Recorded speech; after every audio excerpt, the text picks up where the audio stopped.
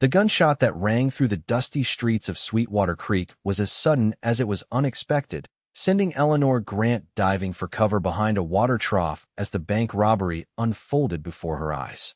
It was 1875, and the small Texas town had seen its share of outlaws, but nothing quite like the chaos that erupted on that scorching July afternoon, the same day Eleanor's life would change forever. Eleanor, 26 and widowed for 3 years now, clutched her bag of meager supplies purchased from the general store.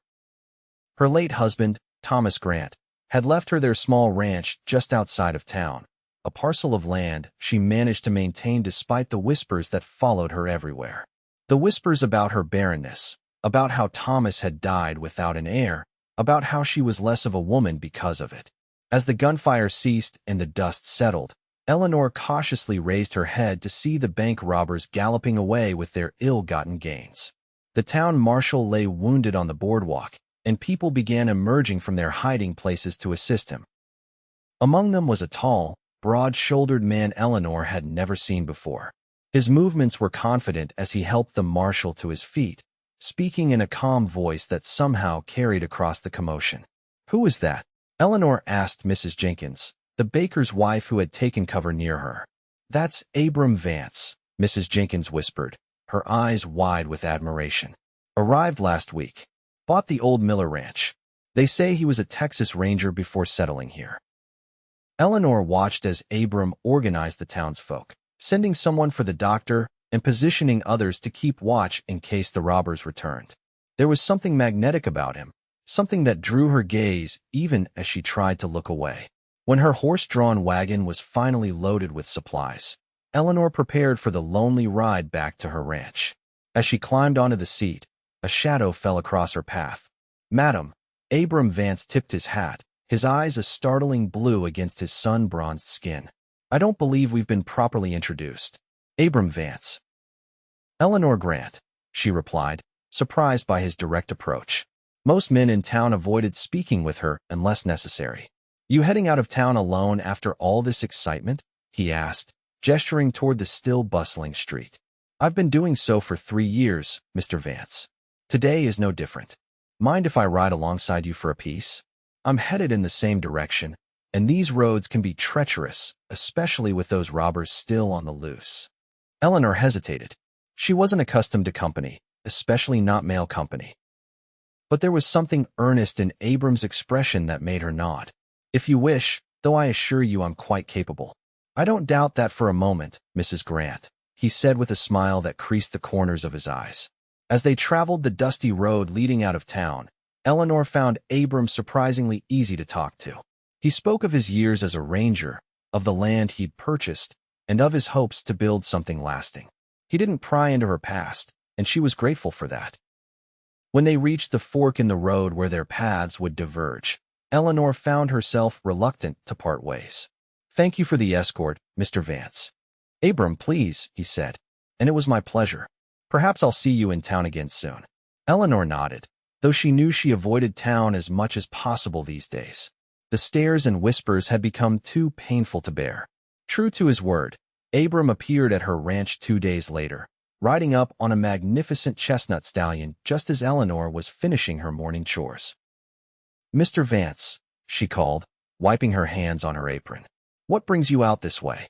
"I was hoping you might share a cup of coffee with me," he said, dismounting with the ease of a man who'd spent most of his life on horseback. "And I brought some of Mrs. Jenkins' cinnamon bread as a peace offering." Eleanor couldn't help but smile. "That's quite the bribe, Mr. Vance. I suppose I could spare a few minutes." They sat on her porch, the morning sun warming the wooden planks beneath their feet. Eleanor found herself telling Abram about Thomas, about their dreams for the ranch, and about the struggle to keep it running since his passing. "You've done admirably," Abram said, looking out at her well-maintained property. "Most women would have sold and moved on." "This land is all I have left," Eleanor admitted softly. Abram seemed about to say more when the sound of approaching horses interrupted them. Eleanor's heart sank as she recognized Beatrice and Catherine Fleming, sisters who owned the town's dress shop and were notorious gossips. "Eleanor, we didn't expect to find you with company," Beatrice called out, her voice tinged with false sweetness. "Ladies," Eleanor nodded, rising to her feet. "What can I do for you?" "We're collecting donations for the new church bell," Catherine explained, her eyes darting between Eleanor and Abram with undisguised curiosity. As Eleanor went inside to fetch her modest contribution, she heard Beatrice's voice, deliberately pitched just loud enough for her to hear. "It's a shame, really. Such a pretty face, but barren as the desert. Poor Thomas died waiting for a son that never came."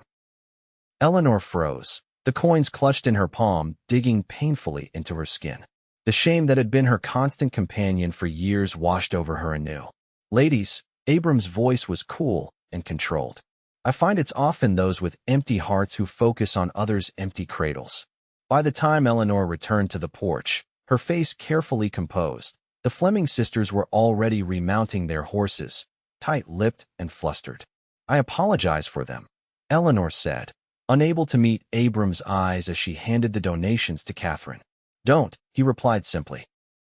"You have nothing to apologize for."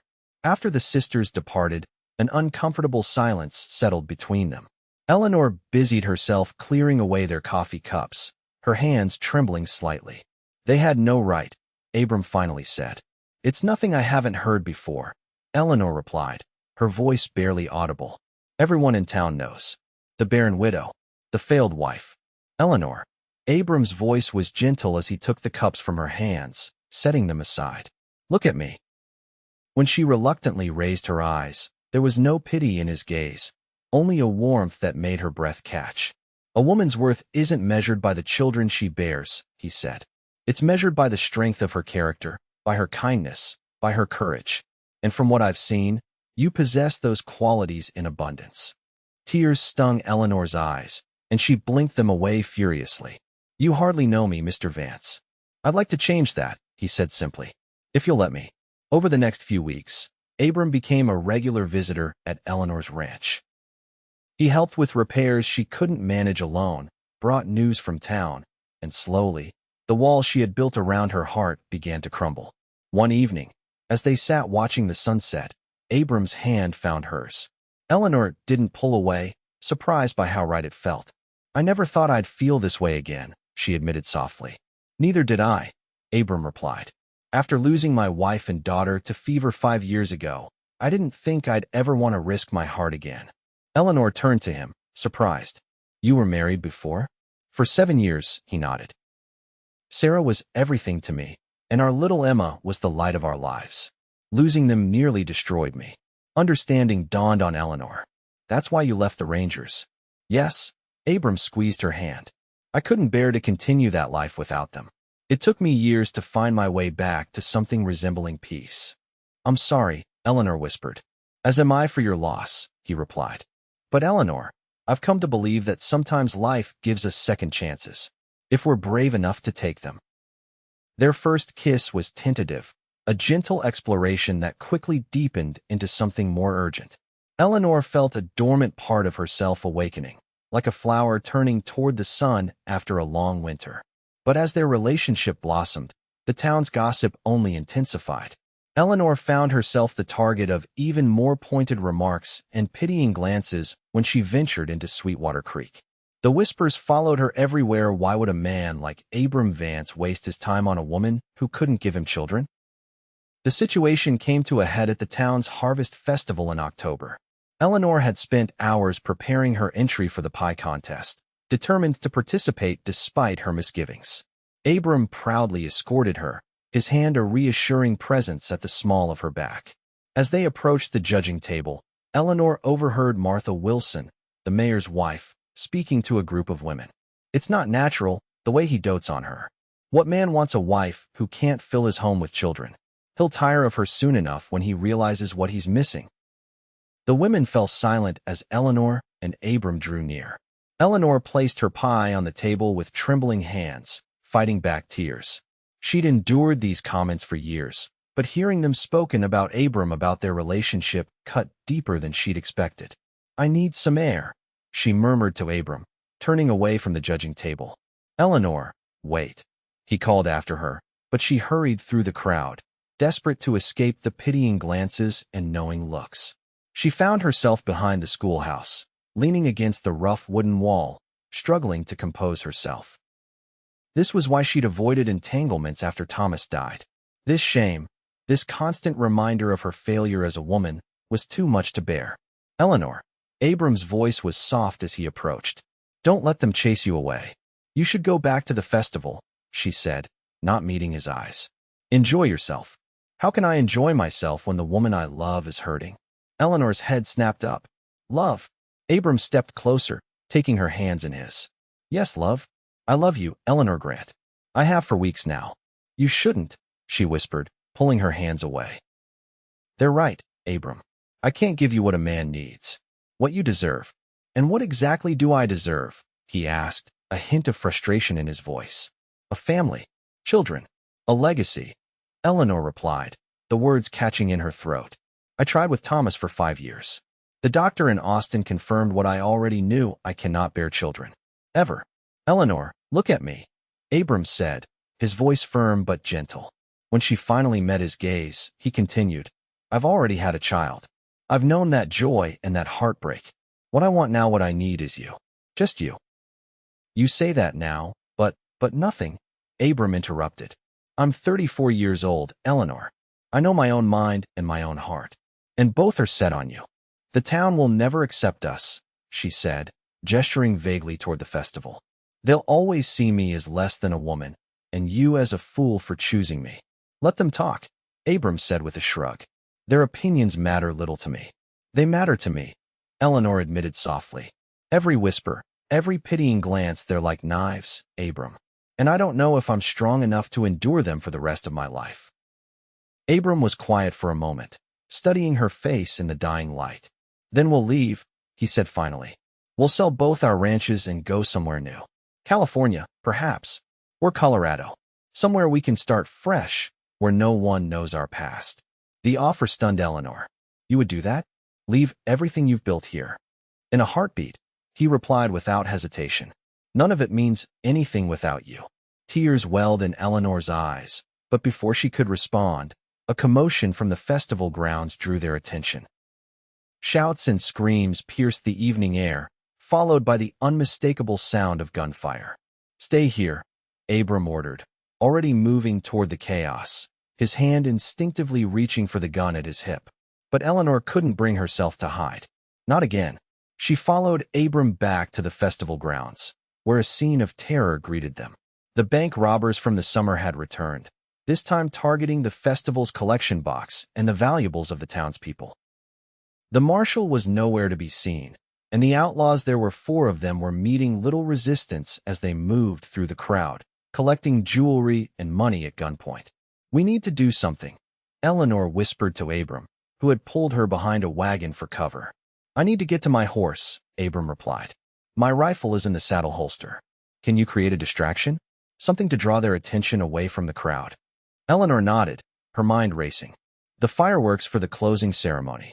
They're set up behind the judging table. Perfect, Abram squeezed her hand. Be careful. While Abram crept toward the hitching post where his horse waited, Eleanor made her way to the fireworks display. Her hands trembled as she struck a match, touching it to the fuse of the largest rocket. The fuse sputtered to life, and Eleanor quickly moved to the next one and the next. The first rocket screamed into the sky, exploding in a shower of red sparks that momentarily froze everyone in place. As more fireworks followed, chaos erupted anew. The robbers, momentarily confused by the unexpected pyrotechnics, were slow to react. Abram seized the opportunity, retrieving his rifle and positioning himself on the edge of the clearing. Eleanor watched with her heart in her throat as he took careful aim. His first shot caught one of the outlaws in the shoulder, spinning him around and causing him to drop his gun. The second shot knocked the weapon from another robber's hand. By then, several other townsmen had recovered their wits and their courage. They rushed the remaining outlaws, overwhelming them with sheer numbers. In the ensuing scuffle, one of the robbers broke free, making a desperate dash toward where Eleanor stood beside the remaining fireworks. She didn't think, she simply acted, grabbing a heavy wooden plank and swinging it with all her might as the outlaw approached. The impact sent him sprawling, and before he could recover, 2 farmers had pinned him to the ground.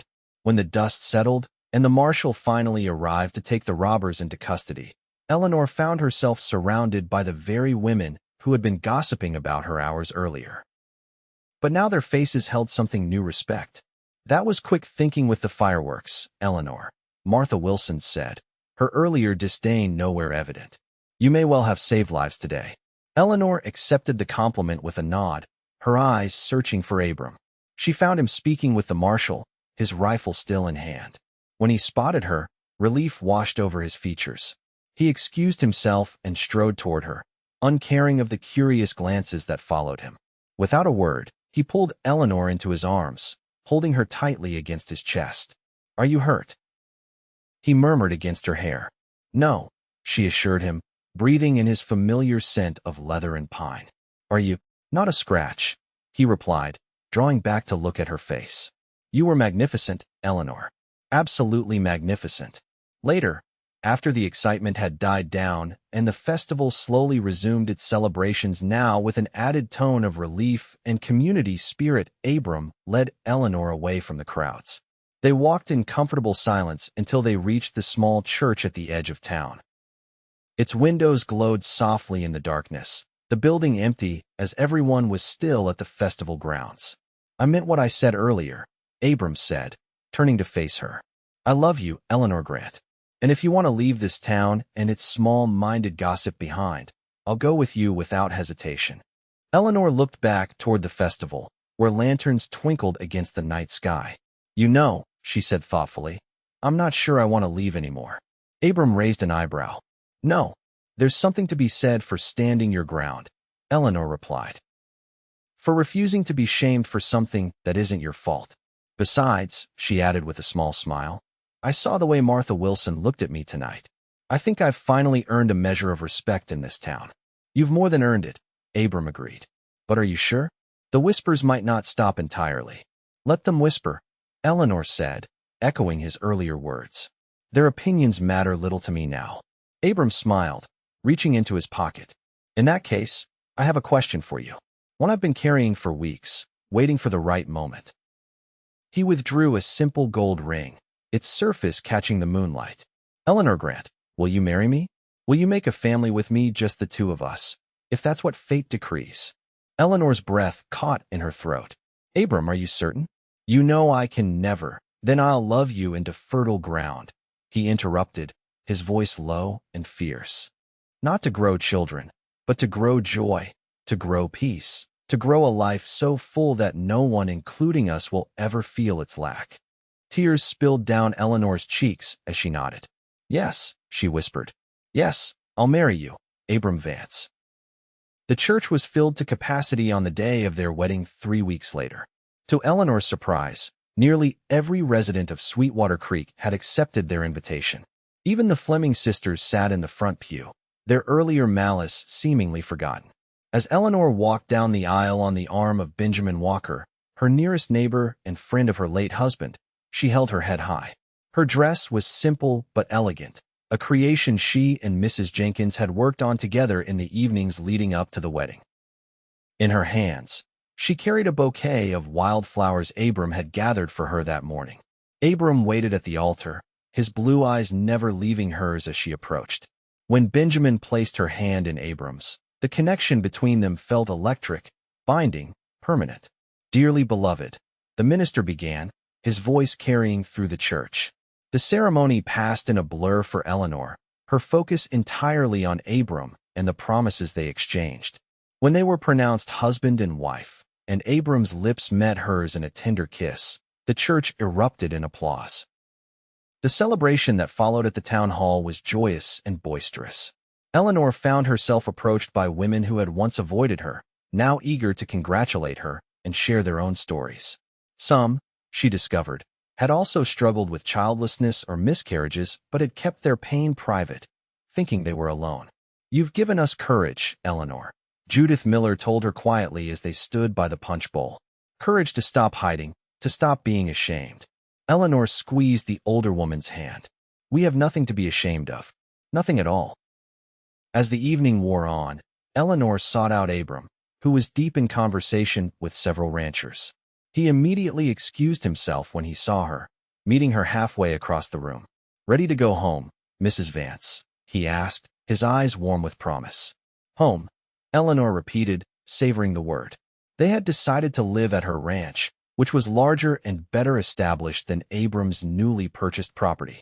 They would sell his land in the spring and use the money to expand their operations. Yes, I'm ready. They said their goodbyes amid good-natured teasing and well wishes. As they stepped outside into the cool November night, a horse-drawn carriage awaited them, decorated with ribbons and flowers, a surprise from the townspeople. The ride home was quiet, filled with anticipation and nervous excitement.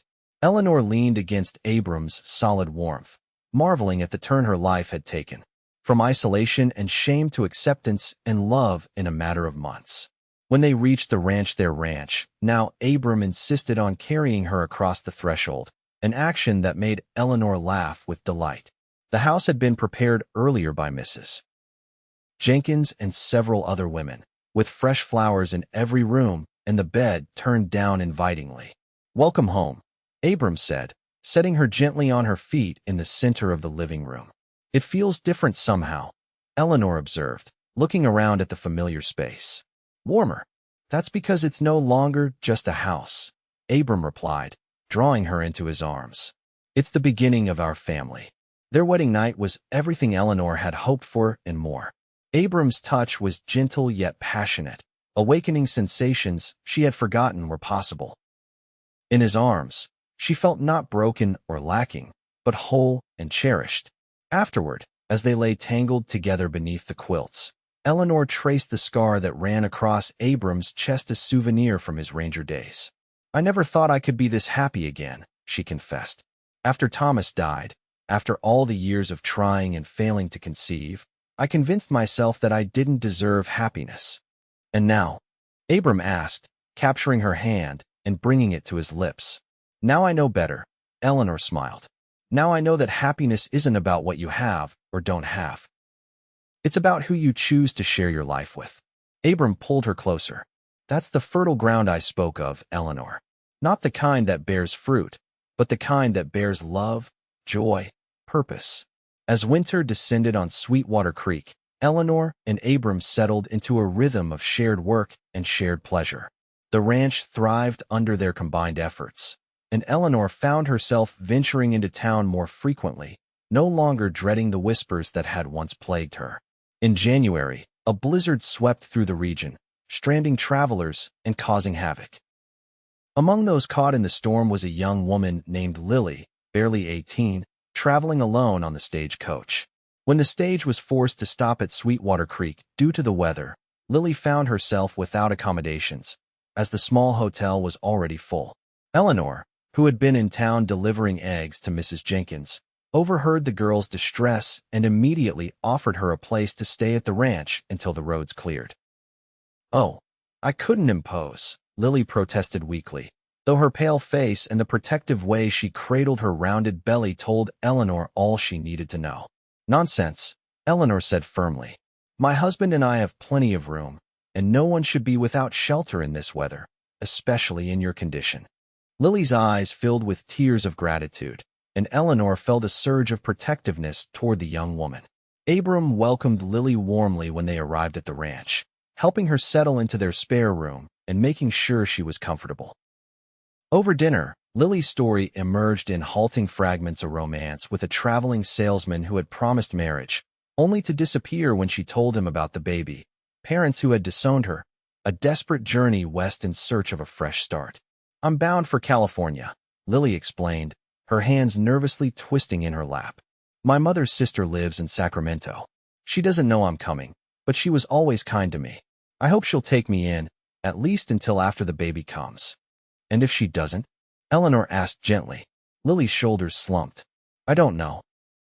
That night, as Eleanor and Abram prepared for bed, they discussed their young guest. "She's little more than a child herself," Eleanor said, brushing out her hair. "And to be facing this alone. We could help her," Abram suggested, watching his wife's reflection in the mirror. "At least until after the baby is born. The journey to California would be too dangerous in her condition, especially in winter." Eleanor turned to look at him, her brush suspended midair. "You mean have her stay here? Why not? We have the room, and you seem to have taken to her already." Eleanor considered the idea. It would be the Christian thing to do, she agreed slowly. But what about afterward? When the baby comes? Abram was silent for a moment. That would be up to Lily, he finally said. But Eleanor, I saw how you looked at her tonight.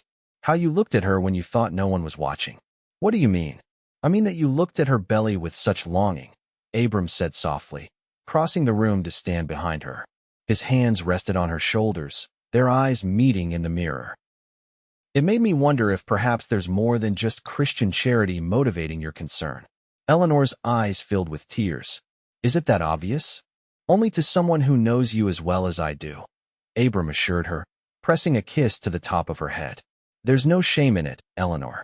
No shame in wanting to be near a child, even if it isn't your own. The blizzard lasted 3 days, during which time Lily became increasingly comfortable with Eleanor and Abram. She helped with household chores as much as her condition allowed and shared stories of her childhood in Ohio. Eleanor found herself drawn to the girl's resilience and humor despite her circumstances. On the 4th day, as the sun broke through the clouds and the world outside began to thaw, Lily gasped suddenly while helping Eleanor prepare lunch. What is it? Eleanor asked, alarmed by the girl's pale face. I think the baby's coming, Lily whispered, clutching her belly. But it's too early. It's not supposed to be for another month at least. Eleanor helped Lily to the spare room while Abram rode for the doctor, but the baby had its own schedule. By the time Dr. Wilson arrived, Lily was already deep in labor, her face contorted with pain and fear. Stay with me, she begged Eleanor, gripping her hand with surprising strength. Please don't leave me alone. I'm right here, Eleanor promised, smoothing Lily's damp hair from her forehead. I'm not going anywhere. The birth was difficult and prolonged. Outside the room, Abram paced anxiously, wincing at each of Lily's cries. Dr. Wilson worked steadily, his experienced hands guiding Eleanor in how to assist, how to comfort the laboring mother. Finally, as dawn broke on the 5th day, a thin wail pierced the air. Eleanor found herself holding a tiny, red-faced baby girl, so small she seemed almost unreal. She's beautiful, Lily, Eleanor whispered, tears streaming down her face as she placed the swaddled infant in the exhausted mother's arms. Absolutely beautiful. But Lily's face remained pale, her breathing shallow and rapid despite the birth being over. Dr. Wilson's expression grew grave as he continued to work, trying to stem the bleeding that wouldn't stop. Eleanor, Lily's voice was barely audible. Eleanor, please. Save your strength, Eleanor urged, taking the baby as Lily's arms grew too weak to hold her. You need to rest. Promise me, Lily persisted, her eyes fever-bright. Promise me you'll take care of her. You and Abram. You're good people. You'll love her, right? Lily, don't talk like that, Eleanor protested. You're going to be fine. You'll take her to California yourself, just like you planned. But they both knew it was a lie. The light was already fading from Lily's eyes, her grip on Eleanor's hand loosening. Promise, she whispered again. I promise, Eleanor choked out. We'll love her as our own. I swear it. A ghost of a smile touched Lily's lips before her eyes closed for the final time. The days that followed were a blur of grief and adjustment. Dr. Wilson arranged for Lily to be buried in the town cemetery, and nearly everyone in Sweetwater Creek attended the service, moved by the young mother's tragic story. Eleanor held the baby throughout, this tiny life entrusted to her care. What will you name her? Martha Wilson asked after the service, peering at the sleeping infant. Eleanor exchanged a glance with Abram, who nodded his encouragement. Lily, she said softly. Lily Sarah Vance, after her mother and Abram's first wife. The paperwork was surprisingly straightforward. With no known family willing to claim the child, and with Lily's dying wish documented by Dr. Wilson, the baby legally became theirs. Judge Thompson, a frequent visitor to their ranch for Sunday dinners, expedited the process out of compassion for their situation. As spring bloomed across the Texas landscape, transforming the ranch into a riot of wildflowers and new growth, baby Lily thrived under Eleanor and Abram's devoted care. She grew from the fragile newborn into a chubby, smiling infant with a shock of dark hair and her mother's expressive eyes. One evening in May, as they sat on the porch watching the sunset, Lily sleeping contentedly in Eleanor's arms, Abram reached over to stroke the baby's soft cheek. "You know," he said thoughtfully, "when I told you I'd love you into fertile ground, this wasn't exactly what I had in mind." Eleanor laughed softly, careful not to wake the baby. "Life has a way of surprising us, doesn't it?" "That it does," Abram agreed, his arms slipping around her shoulders. "Are you happy, Eleanor?" She considered the question, looking down at the sleeping child in her arms, then out at the ranch they had built together. In the distance, a new barn was rising, the first of many improvements they planned for the future. For Lily's future. "Yes," she replied, realizing the truth of it deep in her bones. "Happier than I ever thought possible." They sat in companionable silence as the last rays of sunlight painted the sky in shades of gold and crimson. Eleanor reflected on the journey that had brought them to this moment, from the lonely widow mocked for her barrenness to a woman fulfilled, surrounded by love.